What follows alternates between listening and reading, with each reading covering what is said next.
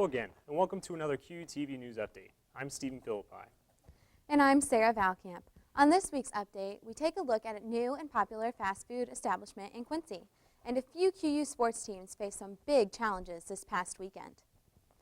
Many students that live in on-campus houses believe that it is time for renovation. But as of right now, Quincy University does not have that in the works. QUTV reporter Randy Swope has more on the story. Quincy University is very fortunate to have campus housing. Many students look forward to getting an on-campus house as they transition from underclassmen to upperclassmen. But some of these houses might not appeal to some students. I went around to some of these houses to find out what is going on with these houses. I found water damage on the ceiling tiles, cracked ceiling tiles, foundations that need repairs, water in basements, installations that have fallen onto the floor, and many other problems that need to be addressed. The current residents in the houses have confirmed that they have put in a work order for these problems. In the bathroom, our ceiling has an opening, and every once in a while when I'm getting into the shower, I'll find stuff from the ceiling that has fallen into the bathtub, like leaves and bugs and spiders. I sat down with a faculty member that would know more about this topic. The houses are all livable. If they weren't, students wouldn't be living in them. Again, if there's concerns, our facility staff are happy to check on stuff, but there wouldn't be any houses. We legally wouldn't be able to have students living in houses that weren't livable. If you live in an on-campus house or anywhere else on campus and it needs maintenance, you can contact Arissa Utecuve or fill out a maintenance request online. For QUTV, I'm Randy Swope. The arrival of autumn means midterms are right around the corner. Papers, tests, and projects are all going to be due soon, and the key to success is how much time students want to put into preparing for them. Another key is knowing your resources. There are various resources for students to take advantage of, such as the Student Success Center, student instructors, and working with tutors on a regular basis. But before using these, speaking to your instructor about any unclear topics is the first step to success. The first thing to do would be to go to your professor. Really, that should be the first thing. And your professors will always appreciate that. I can guarantee you that. If you reach out to your professor, whether it's via email during their office hours, maybe a quick chat after the class or before the class, to figure out a better time to sit down with them. But if you talk to your professors, they'll be more than happy to help you. They will guide you in positive directions. So that's the first thing, and then of course there's the Student Success Center. And remember, practice makes perfect, so overestimate the time needed to prepare for midterms rather than underestimate it. Do you have a love for the outdoors? QUTV takes a look at a hidden gem that is only 15 minutes away. With all of this fall rainy weather, we asked students what they wanted to do on their next nice day. With winter slowly approaching, they might only have a few chances left in order to get outside and have some fun. Hell, you probably just have a barbecue or something just to be the last time we can do something just outside before it starts getting really cold. Sure. I like to sit in my front yard behind the tree that we have, and I like to do my homework outside whenever possible. If I can get the chance, I'd like to go camping right before the weather changes, because that's some of the most beautiful time to go camping. You get the beautiful colors of fall coming on and the winter hitting, changing all the colors, and you also get the warm pressure that's going through, so you can enjoy all of it at once.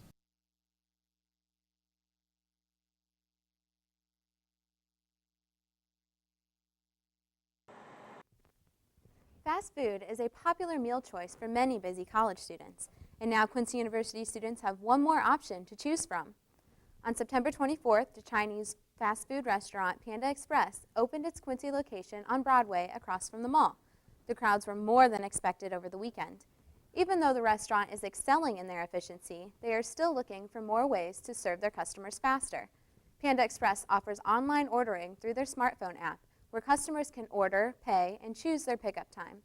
Also new this week, the drive-thru opened at this location, which will make for an even more faster service. And because there is a poor college student stigma, Panda Express is going to be offering Quincy University students a discount. Basically, what I'm doing for this store is for Quincy University, John Wood, for all the colleges, I'm doing 10% off. You just have to show your school ID. Same with the teachers. If they want to come in, they get 10% off as well, so all faculty members. Yeah, so just come in, let them know you're a Quincy University student, and show your ID, and they'll give you 10% off your entire bill. Panda Express is currently open every day at 10:30 in the morning. Sunday through Thursday, they close at 9:30 p.m., and on Fridays and Saturdays, they are open until 10 p.m. Panda Express does seem to be the buzz of the town for the past week, but students have some other favorite restaurants around Quincy when looking for a good meal. Let's take a look. Favorite restaurant would probably be Tower Pizza, and favorite dish would be their chicken nachos. My favorite restaurant in Quincy is Buffalo Wild Wings. I like the boneless wings. I get either a small or a medium and a side of fries with queso on it. My favorite restaurant is Times Square Cafe, and I really like his ham and cheese sandwiches. My favorite restaurant in Quincy is El Rancherito, and my favorite dish is the paella. My favorite restaurant at Quincy is Fuji. I always get the shrimp and steak with rice and veggies with sexy sauce. Stephen now joins us from the QUTV Weather Center to tell us what is upcoming in this week's forecast. Stephen? Thanks, Sarah. We've got some 50-50 temperatures this week, and it's kind of up and down. But as you can see here on Friday, we've got 61 degrees with a 20% chance of a thunderstorm. And we've got a 3 o'clock football game on Saturday at Flynn Stadium, along with a 7 o'clock volleyball game. And on Sunday, we've got another volleyball game at 3 o'clock. Now, it looks like we've got some 52-degree temperatures there at that football game, so you might want to bring a sweater or a scarf and make sure you cheer on the Hawks that day. And on Sunday for that volleyball game, that's going to be at the Pepsi Arena, just like the one that's on Saturday there. 66 degrees on your Sunday for that one. 20% chance of rain on Monday, with 68 degrees on Tuesday with very sunny skies. Wednesday, we've got another 20% chance of rain, followed by Thursday with another 20%. And that's 79 and 72 for your Wednesday and your Thursday. So it looks like we've got kind of some up and down temperatures, but make sure that you guys go out and support the volleyball and football teams. And I'm sending it back to you, Sarah. Thanks, Stephen. Governor Pat Quinn visited campus to announce the news of a $1.5 million investment granted to Quincy University. The majority of that will be used to upgrade the school student information system. Quincy University is currently using a system called NOVA, but that will soon change to improve efficiency and effectiveness. Students can expect beneficial changes such as a personalized calendar based on their class schedule and school events. The new update will be useful to all members of Quincy University and prove to be a much-needed improvement in making jobs easier. It's not only going to help QU in terms of the administrative staff to do their job easier, it's going to make it easier for faculty to record grades. It's going to make it easier for students to get access to their information, degree audits, and to be able to do changes, to be able to update their information, to be able to access student loans and financial aid and pay their bills. Everything is going to be automated through these portals, so it'll be a much cleaner interface for the students when they have to talk to the school. Updates to the QU app will also be implemented in the future, and students should look forward to these changes. The QU Hawks football team had a big win during their homecoming game. But first, let's toss it to Ethan for a soccer update. Thanks, guys.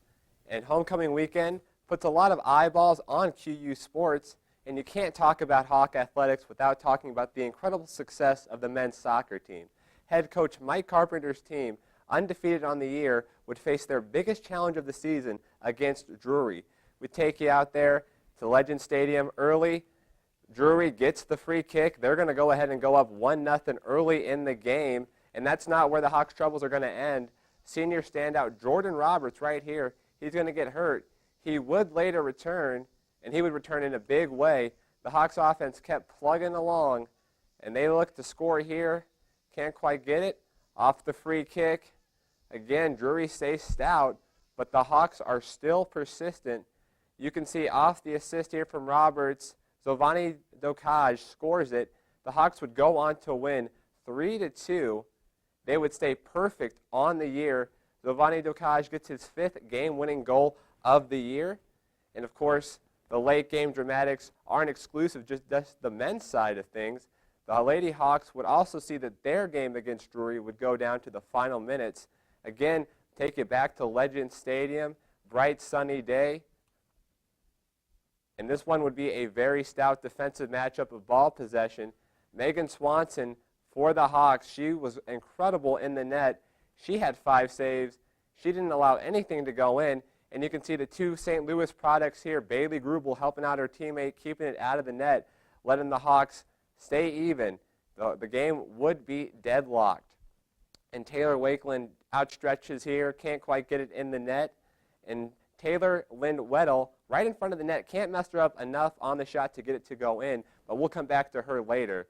And at halftime, Coach Musso riling up his team, and they delivered. They got the message loud and clear. Megan Swanson, again, stay stout defensively, doesn't let anything in the net. And that would be big for this team. Again, on the save here. This one would come down to the final minutes. Taylor Lynn Weddle, there she is again. This time she capitalizes. She gets enough on there. They go up 1-0 in the final minutes, and that would be all it would take for the Lady Hawks to come away with the victory.